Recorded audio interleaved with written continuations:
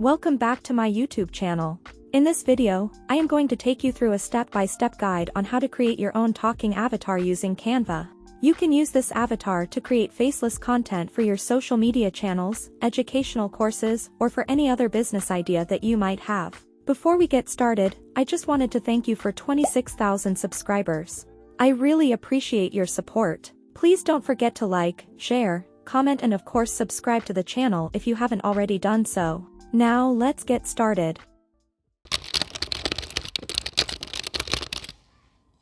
First things first, let's demystify what is called an AI prompt, or what is a prompt. So this thing called prompt is essentially you telling your AI bot exactly what you want it to do.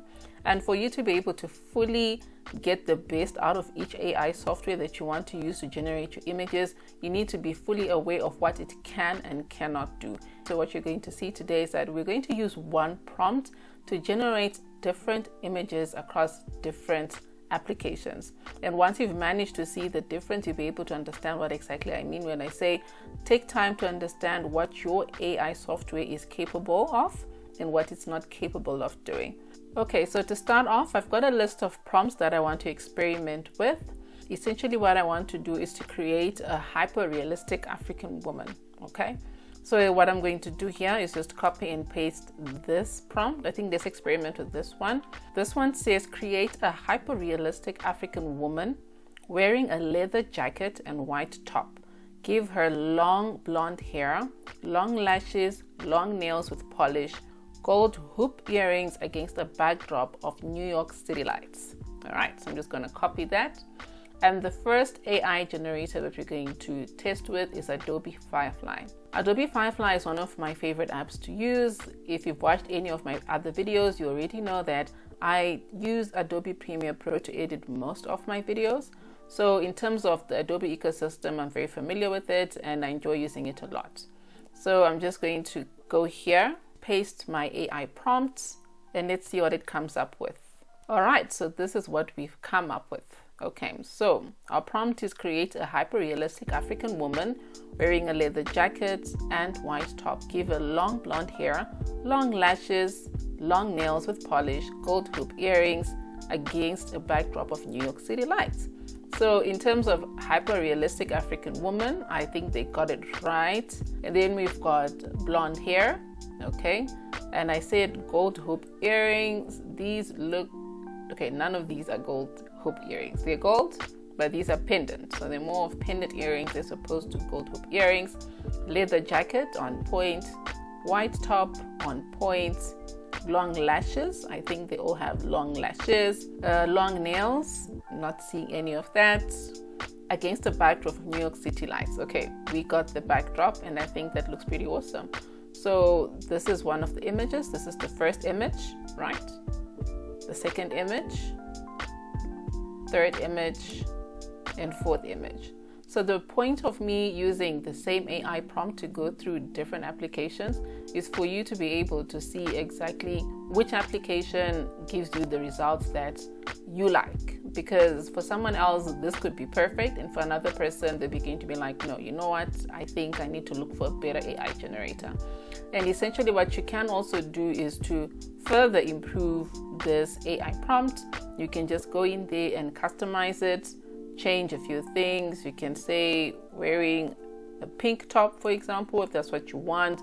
And you can even change in terms of the wording so that you generate better results, or results that are close to exactly what you're looking for. All right, one thing that I also forgot to mention is that here on the right hand side for Adobe Firefly, you've got the aspect ratio. So I can change it to widescreen if I want.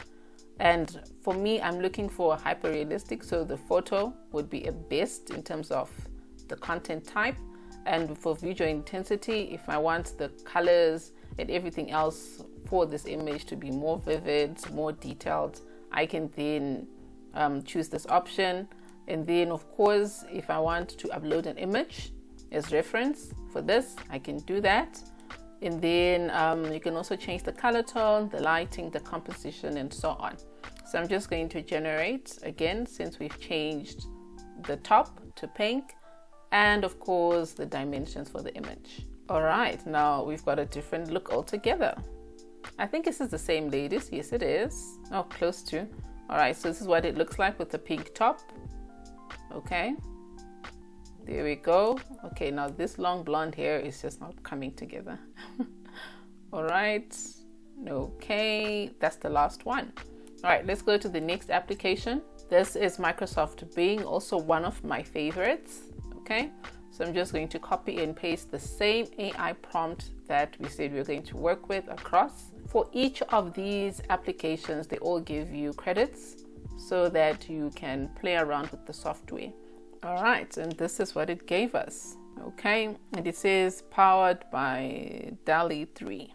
This to me does not look hyper realistic. It does not look close to a photo as I would want it to. But however, in terms of the detail, I think this one got it better than Adobe Firefly. Blonde hair, gold hoops, long nails, leather jacket, white top, and the New York lights background. Look at the next image. Okay. All right. All right, so the next application we're going to take a look at to create this avatar is MidJourney. Okay, copy and paste the same AI prompt. So I can also then adjust if I want it to look realistic, normal, anime, or 3D. Once again, I'm looking for realistic. I can change the aspect ratio. I'm going to leave it as a square, and I can also then determine the number of images I want. I'm just going to ask you to generate 2. Okay, and I'm going to click generate here. All right, this is what it looks like using MidJourney. So this is what the first image looks like. Wow, in terms of keeping it realistic, I think it also did that as well. It also attention to detail, the long blonde hair, long lashes, gold hoop earrings, leather jacket, white top.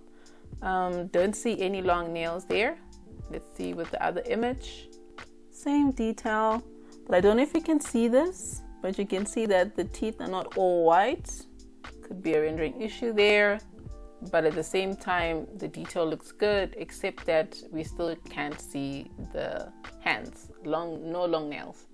All right, the next one that we're going to take a look at is Craiyon. I hope I'm pronouncing that properly. Craiyon, or just Crayon. Maybe I'm trying too hard, but anyway. So I can either choose art, drawing, photo, or none. I'm choosing photo. Let's see what that looks like. Okay, and this is what we get with Craiyon. Oh wow. I'm at a loss for words. I don't know I do not understand what's going on here. Is my prompt that bad for this application? This is blurry. As you can see, the images are blurry. I asked for blonde hair, it gave me ginger, brown. And long blonde hair, it gives me short blonde hair. No hoops, no leather jacket, no white top. You know what? Okay, I've got nothing to say here. This is not the best, I'm sure, as you can see. And that's all I'm gonna say. Let's move on. The last one that we're going to try is AI image gen in Canva. Let's see what that looks like. Okay, all right, now this one looks almost realistic. I like this one. All right, long blonde hair. This has got blonde highlights, gold hoop earrings, New York City lights, leather jacket, white top, cute nails. Not long, but cute nails. Okay, I think this one got it almost right.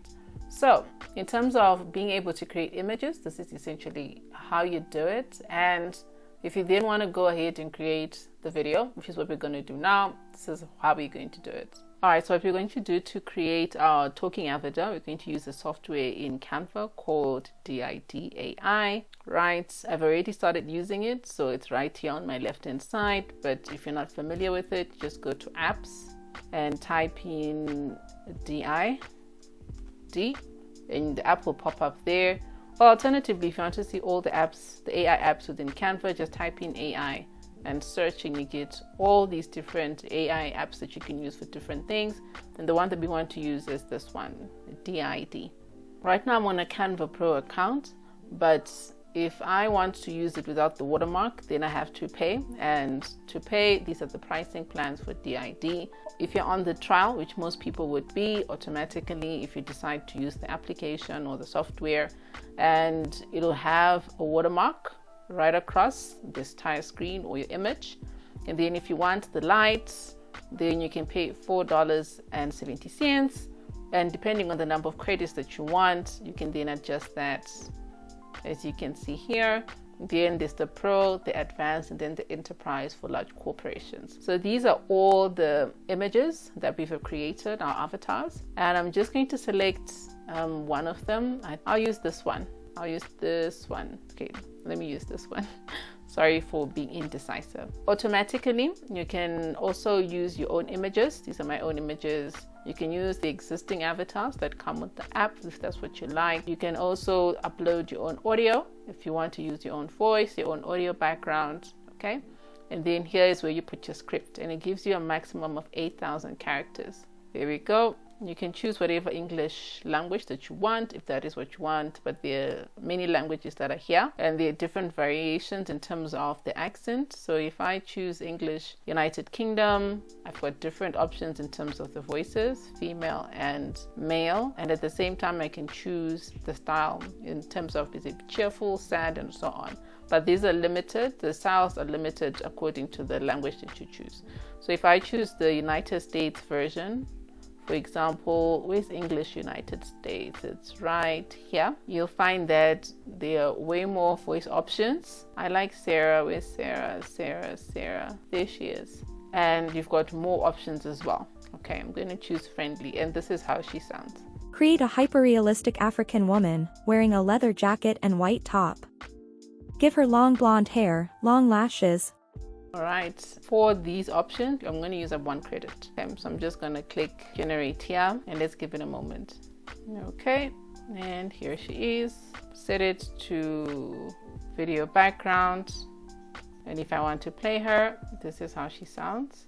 Create a hyper-realistic African woman wearing a leather jacket and white top. Give her long blonde hair, long lashes. Okay.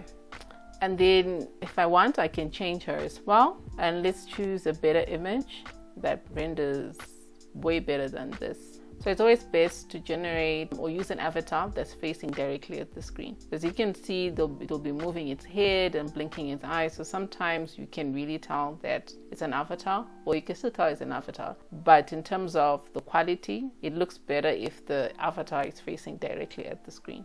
All right, and let's just maximize that. Let's see the difference. I don't know if you can see this part here. They'll all have this little weird part here as if they're swollen on one side.